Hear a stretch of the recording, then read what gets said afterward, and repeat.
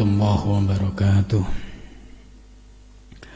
Ila khadrati Nabil Mustafa Rasulillah sallallahu alaihi wasallam wa ala ikhwani al-anbiya wal mursalin wal awliya wa syuhada wa syalikin wal malaikatil muqarrabin, khususun musannaf handal kitab Syekh Abu Hamid bin Muhammad wa khususun masyaykhihim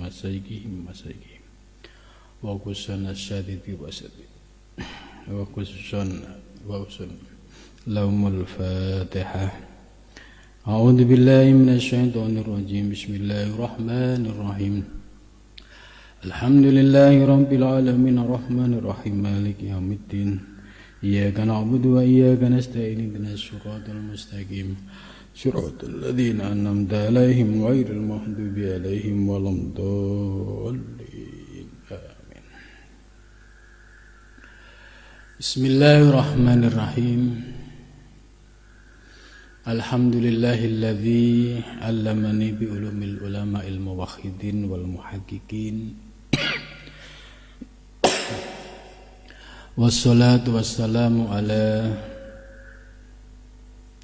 sayyidil wujud wal arwah nabiyyina Muhammadin sallallahu alaihi wasallam alladzi jaa'a bisyari'ah wa tariqah wal haqiqah wal ma'rifah wa ala alihi wa sahbihi ajma'in, amma ba'du. Rabbis shrah li sadri wa yassir li amri wa hlul 'uqdatam min lisani yafqahu qawli. Amin. Subhanaka la ilma lana illa ma 'allamtana innaka antal alimul hakim. La haula wa la quwata illa billahil aliyyil azim. Alhamdulillah, malam ini kita dapat melanjutkan pengajian kitab Tasawuf Imam Ghazali yang merujuk pada kitab Bidayatul Hidayah, yaitu kitab bagi para pemula mubtadiin yang belajar tasawuf. Kemudian setelah itu nanti dilanjutkan kitab Ihya Ulumuddin. Kitab ini digolongkan sebagai kitab untuk mutawassyid, yaitu orang yang pemahamannya sudah menengah. Maka dengan mengkaji kitab Bidayatul Hidayah ini, supaya pemahaman kita terhadap tasawuf dan pengamalan kita terhadap ajaran tasawuf itu benar-benar kokoh, ya. Tidak jomplang. Jomplang itu pemahaman hakikatnya bagus, ya, atau bisa jadi berlebih-lebihan, tapi dari sisi praktek jomplang, ya, karena tidak memiliki dasar keilmuan yang kokoh.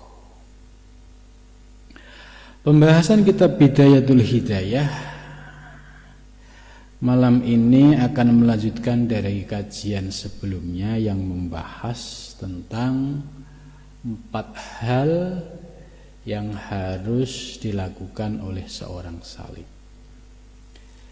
Yang pertama sudah dibahas pada pengajian sebelumnya, yaitu bagaimana para salik ini berupaya mencari ilmu yang manfaat. Dalam pembahasan ini sudah dibahas secara detail mana ilmu yang manfaat, mana yang tidak. Dan juga dibahas sampai ciri-ciri, ya, seorang salik yang ilmunya itu bisa diamalkan, itu kira-kira indikatornya apa, ya. Bahkan sampai Imam Ghazali menjelaskan, yaitu tersingkapnya basyirah bagi para salik, khususnya untuk melihat kekurangan yang ada di dalam dirinya. Kemudian yang kedua, ya, ini sudah kita bahas pada minggu yang lalu. Apabila kita tidak bisa memperoleh ilmu yang manfaat, terus solusinya, opsinya apa? Ya misalkan ya kita kalau mau ngajar nggak bisa, ya karena nggak memiliki background keilmuan, nahwu sorobnya dulu nggak pernah ngaji, baca kitab kuning tidak bisa. Nah, kemudian solusinya apa? Ya solusinya kalau target yang pertama tidak tercapai, opsi yang kedua yaitu kita mengamalkan apa yang kita ketahui. Jadi kita ngaji kuping dulu, ya, seperti ngaji kitab Bidayah. Ya. Kalau yang bisa baca kitab kuning, ya langsung bisa melihat kitabnya. Tapi kalau yang tidak bisa, mendengarkan. Dengarkan, ya, didahului dengan posisi bersih lahir batin, ya, didahului dengan wudu, ya, ditambah zikir, terus didengarkan dengan hati. Jadi ilmu tasawuf ini ilmu hati. Mendengarkannya pun harus dengan hati, supaya ilmu ini masuk. Kalau didengarkan hanya dengan telinga, ya masuk kiri keluar kanan. Tapi didengarkan dengan hati, maka hatinya yang akan menjawab dan akan merasakan pencerahan, ya, dari penjelasan yang disampaikan oleh Imam Ghazali. Imam Ghazali memberikan solusi, yaitu antastagila biwadhu'i fil ibadah. Ya cukuplah kalau ngaji nggak punya ilmunya, mau ngajar juga nggak punya ilmunya, cukuplah mengamalkan apa yang sudah kita ketahui, yaitu dengan biwadhu'i fil ibadah, dengan melaksanakan wadifah ibadah secara rutin dan istiqomah. Ya. Ciri-ciri seorang salik, ya, indikatornya gampang, ya, kalau melihat dari aspek lahiriah. Dites dulu, kalau ngaku salik, lihat pelaksanaan sholat 5 waktu. Sholat 5 waktu ini perintah wajib dari Allah, menjadi rukun Islam. Dicek sholat 5 waktunya ini lempeng tidak. Kalau masih bolong-bolong, ya, kemudian bolong-bolongnya tidak ditambal dengan kodok, itu ibarat orang dagang itu sudah minus. Bagaimana mungkin bisa mengumpulkan untung?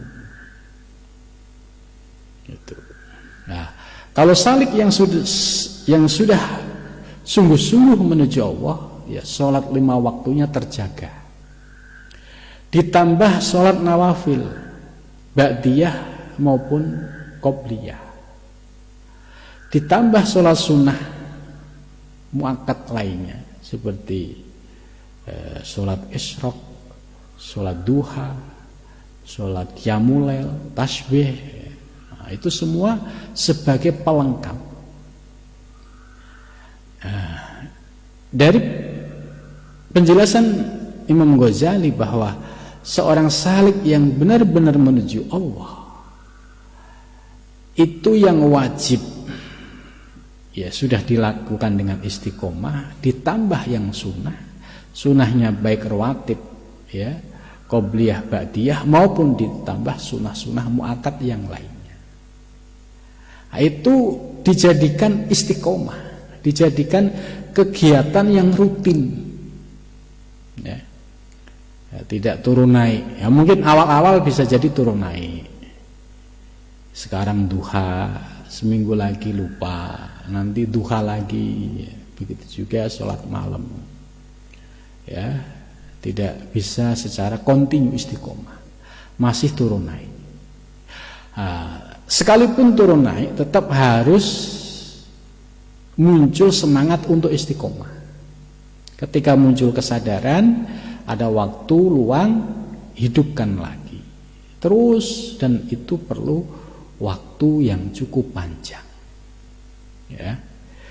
Jadi wadhifah ibadah ini sebagai ciri atau indikator seorang salik yang menuju Allah. Tapi kalau yang fardu, yang sunnah diabaikan, ya, sementara ini perintah Allah, lalu mau menuju siapa? Wong yang dituju memberikan perintah saja diabaikan. Gitu. Jadi akhirnya muncul kesadaran, saya ini menuju siapa sih? Allah. Tapi kok perintah Allah saya abaikan? Bagaimana mungkin saya akan sampai? Wong perintah yang wajib diabaikan, apalagi yang sunnah. Nah, maka di sini ya para ulama-ulama tarekat ini tertib di dalam praktek tasawuf dan tarekatnya. Ya, dalam ibadah ini sudah menjadi kegiatan rutin, ya, termasuk minaz zikri, dari zikir. Zikir juga harus dilakukan secara istiqomah. Zikir sudah menjadi wadhifah. Misalkan punya zikir yang harus dilaksanakan habis maghrib, ya sudah, laksanakan secara istiqomah. Mungkin suatu saat ada kegiatan yang tidak bisa, ya itu dimaklumi. Tapi ketika waktu luang, ini harus menjadi kegiatan yang harus dilakukan. Atau zikirnya habis subuh juga bisa. Atau zikir yang pokok ini dilaksanakan sebelum subuh jam 3 juga bisa. Yang penting ini dilakukan secara istiqomah.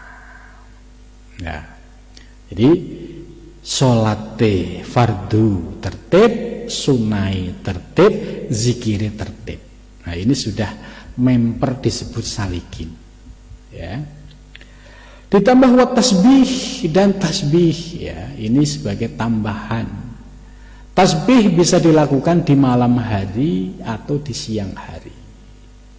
Menurut hadis sahih, kalau malam hari ya melaksanakan sholat tasbih itu 2 rakaat, 2 rakaat, 2 rakaat salam, 2 rakaat salam.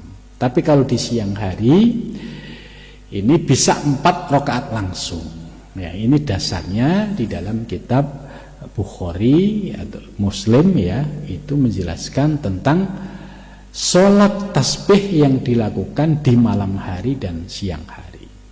Jadi ada perbedaannya. Malam itu 2 rakaat salam, 2 rakaat salam. Kemudian kalau siang hari bisa 4 rakaat salam. Ya, kalau ditanya dasarnya mana? Buka kitab Bukhari, ya. Kemudian wal qiraah, ya, qiraah ini bisa memiliki makna luas. Bisa qiraatul Quran, ya, paling enggak ya dalam seminggu ini ada jadwal lah membaca Al-Quran walaupun 1 juz. Ya, ini harus ada jadwal rutin, atau dalam sehari semalam diusahakan walaupun 1 lembar. Dan qiraah juga bisa membaca kitab-kitab, ya, sebagai pendukung untuk memperoleh pemahaman tentang tafsir-tafsir dari Al-Quran, supaya ngerti ini maksud ayat ini itu seperti ini. Jadi tidak sebatas membaca teks, tapi memahami teksnya ini juga jauh lebih penting, ya. Kemudian wassolati dan sholat, ya, sholat ini juga sudah tidak bisa ditawar lagi, gitu. Fadzalika, dan demikian itu min darajatil abidin. Nah, kalau kita bisa istiqomah menjalankan tadi, ya, sholat 5 waktu tertib, sholat sunnahnya rawatib tertib, sholat sunnah yang muakkad tertib, ya, ditambah tasbihnya, baca Qur'annya, mutolaahnya, ditambah ya sholat-sholat yang lain, ya, termasuk sunnah tadi sudah disebutkan. Maka kalau kita istiqomah pada posisi itu termasuk kita memperoleh derajat abidin, seorang hamba, seorang hamba yang sudah benar-benar hamba, bukan hamba-hambaan, ya. Kalau hamba-hambaan itu ya edan elingnya itu masih banyak edannya daripada elingnya. Sholat ya mungkin hari ini tertib, besok bolong, besok bolong, besok bolong. Tertib untuk 5 waktu ini cukup berat. Nah ini yang menjadi penyebab tadi, ibarat orang dagang itu minus, tidak mendapatkan ribhun, untung, melainkan minus dan minus karena pokok daripada ibadah tidak dilaksanakan dengan baik. Dan hampir semua sholihin, ya, orang-orang soleh yang sampai mencapai derajat arifin billah, ya, orang-orang yang dicintai oleh Allah, pasti tahapan perjalanannya seperti itu, istiqomah, disiplin di dalam menjaga sholat 5 waktu, sholat sunnah, zikir, dan wadifah yang lain. Kita bisa cek ya, para mursyid, para ulama-ulama yang membimbing umat itu pasti memiliki keistiqomahan ya di dalam menjalankan ibadah-ibadah yang sebagaimana dijelaskan oleh Imam Ghazali. Jadi tidak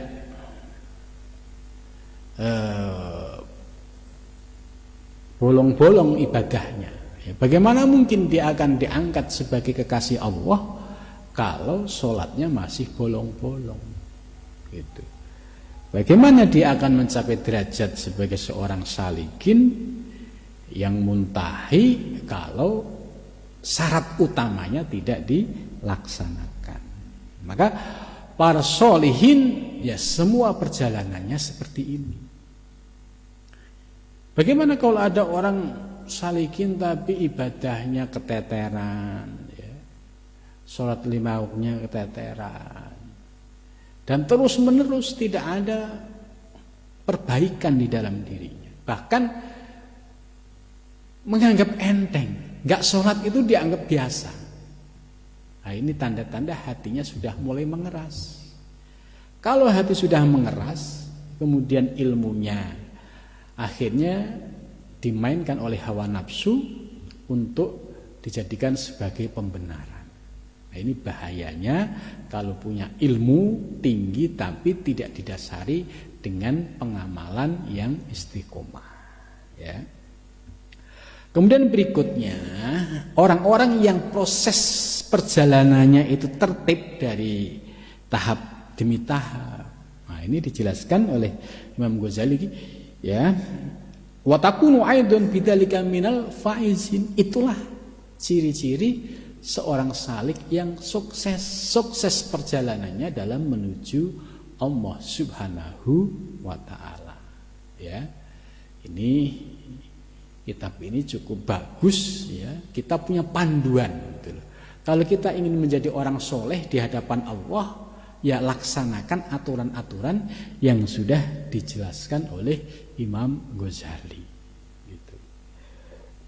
Kemudian selanjutnya al-halatus salisah, ya, keadaan yang ketiga yang harus menjadi kegiatan prioritas para salikin, antastagila bima yasilu minhu khairun ilal muslimin wa yadkhulu bihi sururun ala qulubil mu'minin aw yatayassaru bihil a'mal as-sholihah lis-sholihin ka khidmatil fuqaha was-sufiyah wa ahliddin wa taraddud fi asghalihim was-sa'yu fi it'amil fuqara wal masakin wa taraddud masalan alal mardu bil iyadah wa alal janaizil bitashyi' fa kullu dzalika afdalu minan nawafil fa inna hadhihi ibadatun wa fiha rifqun lil muslimin. Ini ciri-ciri sikap seorang salik yang ketiga, yaitu antastagila, hendaklah menyibukkan diri, artinya waktunya digunakan untuk kegiatan-kegiatan yang positif. Bima yasilu minu khairun, yang bisa menghantarkan pada sebuah kebaikan. Kebaikan ini ilal muslimin, kepada umat Islam. Jadi artinya dia bisa melakukan sebuah aktivitas di mana aktivitasnya ini memiliki kemanfaatan bagi umat Islam. Ya, ini salah satu kesibukan seorang salik dalam menuju Allah, ya, di luar daripada ibadah. Ini bisa masuk bagian dari muamalah. Bagi orang-orang yang misalkan aktif, ya, di organisasi kemasyarakatan, setelah memahami, oh ternyata ketika aktif di organisasi masyarakat, kemudian kita memiliki peran penting di situ dan bisa memberikan kemaslahatan kepada umat dan masyarakat, ternyata ini juga menjadi sebuah kebaikan. Ya, sekalipun contoh menjadi ketua RT, walaupun dalam lingkup yang kecil, tapi di situ sudah bisa memberikan manfaat. Ya, ini lebih istimewa. Apalagi ya tidak sebatas RT, tapi organisasi yang levelnya bisa kabupaten, provinsi, bahkan nasional, tentu kemaslahatannya ini lebih banyak dan ini lebih baik dilakukan bagi seorang salik dalam menuju Allah Subhanahu wa taala. Ya. Jadi apapun kegiatan selama membawa kemaslahatan, ya, bagi umat Islam, ya, secara luas, ini menjadi bagian dari wadifah seorang salik dalam menuju Allah. Ya, contoh di era sekarang ini, membuat tulisan-tulisan, kutipan-kutipan daripada para ulama, para sholihin, kemudian dibuat, ya, di-share di medsos, dibaca oleh orang banyak, dan orang banyak itu merasakan manfaatnya, ya, ini termasuk bagian dari bima yasilum min khairun ilal muslimin. Akhirnya, ya, orang luar bisa merasakan manfaatnya. Ya, seperti pengajian ini, ya. Ini kalau kita lihat, ya, respon banyak, ya, dari Aceh, ya, dari Malaysia, dari Singapura, dari Brunei Darussalam, dari Lombok, ya, dari Sulawesi, dari Kalimantan, banyak yang merespon pengajian ini, ya, dengan baik. Ya, artinya bahwa tim atau santri yang membantu berkhidmah dalam kegiatan ini termasuk bagian dari bima yasilu minhu khairun ilal muslimin. Itu. Jadi ini cara berbuat kebaikan secara praktis, ya. Wa yadkhulu bi sururun ala qulubil mu'minin, dan dapat membuat senang kaum muslimin, ya. Misalkan dengan menyebarkan kajian-kajian tasawuf, ya, yang selama ini sangat jarang, gitu. Kalau kajian fikih mungkin banyak itu, tapi kajian-kajian yang sifatnya spiritual, tasawuf, hakikat, tarekat, ya, ini cukup banyak. Kemudian dicoba didengarkan, kok cocok di hati, cocok di batin, ya, tertib, ya, kronologisnya juga bisa dipahami dengan bahasa yang sederhana.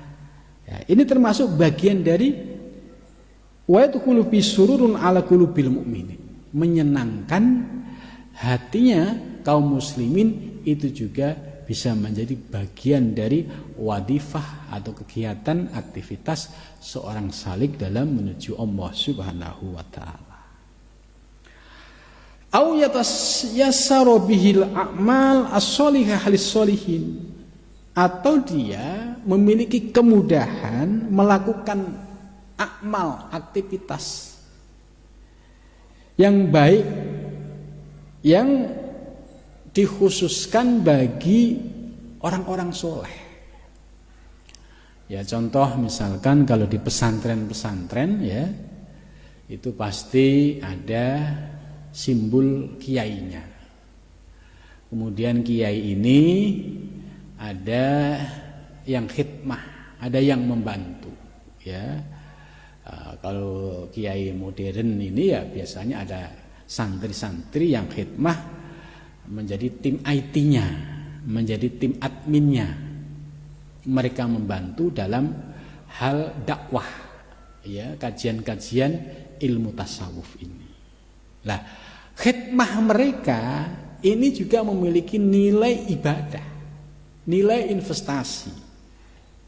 Ya, sekalipun hanya misalkan bawain kabel ya, masangin lampu ya, atau nyediain apa saja yang berkaitan dengan kegiatan ini, itu menjadi bagian dari amal soleh yang likhidmatis solihin, berkhidmat kepada orang-orang yang soleh yang berjuang di jalan Allah Subhanahu wa ta'ala. Kakhidmatil fuqaha, seperti khidmah kepada para ulama fuqaha ya. Jadi ulama fuqaha itu ulama-ulama yang fokus bidang kajiannya itu ilmu-ilmu fikih ya, seperti mulai dari Fathul Qorib ya, Fathul Mu'in ya, Fathul Wahab ya, sampai Mahali ya, kemudian Madzhabul Arba'ah ya. Itu semua kajian-kajian terkait dengan persoalan fikih. Maka mereka disebut fuqaha. Andai berkhidmah dengan mereka itu juga baik dan maslahah, sebab para fuqaha ini juga menyebarkan ilmu kepada para santrinya. Kemudian wasufiyah, dan khidmah terhadap para sufi ya. Nah, ini juga menjadi bagian penting dari khidmah seorang murid kepada guru. Khidmah terhadap guru ini ya memiliki efek yang luar biasa, yaitu efek kebarokahan. Ada kisah yang cukup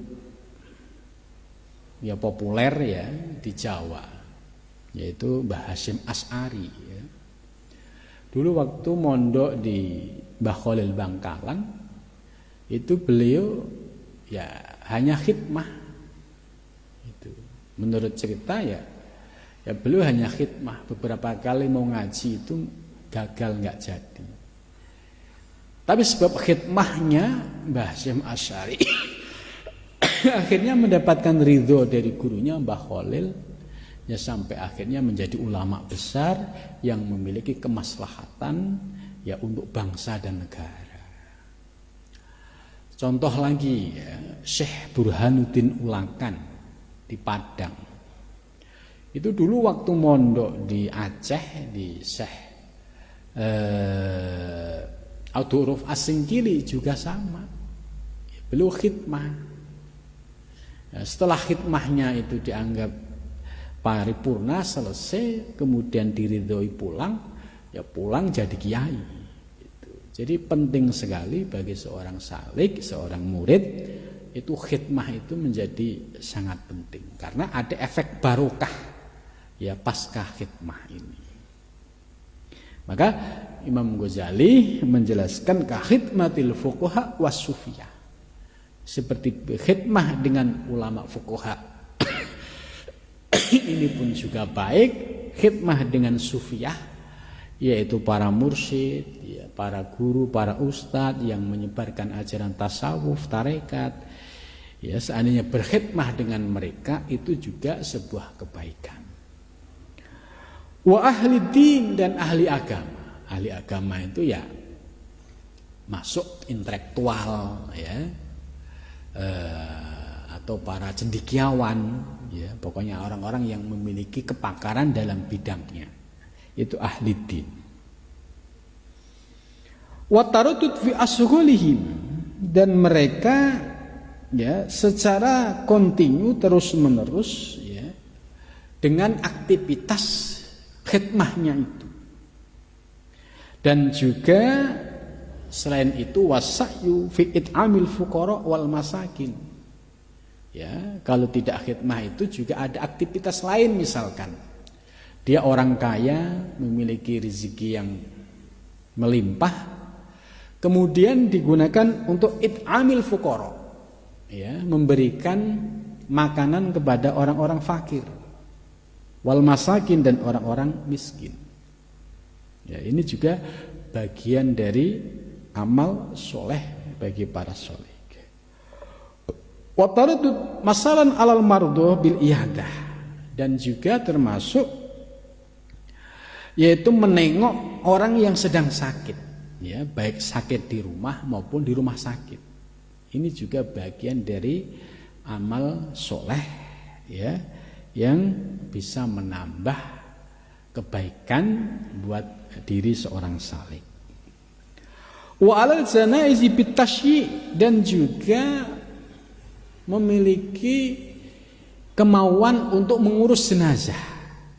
Misalkan ada tetangga yang meninggal, itu dia tidak segan-segan untuk bantu, mulai dari memandikan, mengkafani, kemudian sampai menguburkan.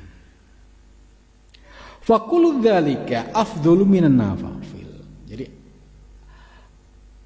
aktivitas yang tadi disebutkan, mulai dari berbuat satu kebaikan yang memiliki efek terhadap umat Islam, kemudian juga menyenangkan hati ya umat Islam, terus khidmah kepada para ulama, para fuqaha, para sufi, kemudian memiliki kepedulian memberikan makan anak fakir miskin, dan termasuk kepedulian terhadap kegiatan sosial, ya, yaitu mengurus jenazah. Semua itu afdhalu minan nawafil, termasuk aktivitas yang paling utama dari aktivitas-aktivitas yang sifatnya sunnah.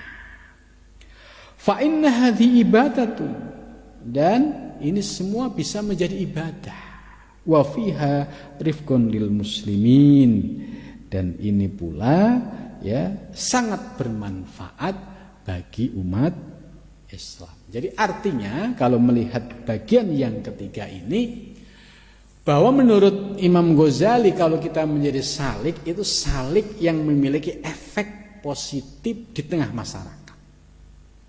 Jangan menjadi salik yang menjadi beban masyarakat, beban umat.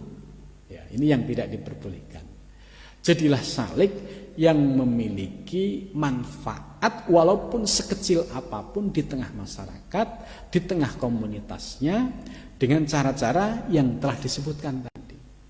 Ya, apakah membantu dalam kegiatan aktivitas keagamaan, atau membantu khidmah dengan para ulama, atau dalam bentuk yang lain. Ini semua memiliki kemanfaatan bagi umat Islam. Ini artinya bahwa Imam Ghazali, ya, dari ciri-ciri ini beliau menghendaki seorang salik itu yang progresif, produktif, progresif, dan dia memiliki ide-ide yang konstruktif sehingga memiliki kemaslahatan bagi umat dan orang banyak. Ya, jangan sampai salah memahami teks ini. Ya, cukup menjadi salik itu hanya zikir, ya. Kemudian ya pakainya lusuh, kumuh. Nah, kalau kumuh lusuh kemudian hanya megang tasbih, tidak punya aktivitas duniawi, nah ini nanti akan menjadi beban di tengah masyarakat. Imam Ghazali tidak menghendaki tipe salikin yang seperti itu. Nah, kalau ada salikin kok tipenya seperti itu, nah ini harus diperbaiki. Oh, ada yang salah. Kenapa saya kok seperti ini? Gitu. Jadi menuju Allah itu dengan hal-hal yang positif, progresif, ini sangat terbuka sekali sebagaimana yang disampaikan oleh Imam Ghazali. Ya. Al-halatur rabi'ah. Al-halatur rabi'ah ini cukup panjang ya. Kita akan lanjutkan pembahasan ini pada minggu yang akan datang.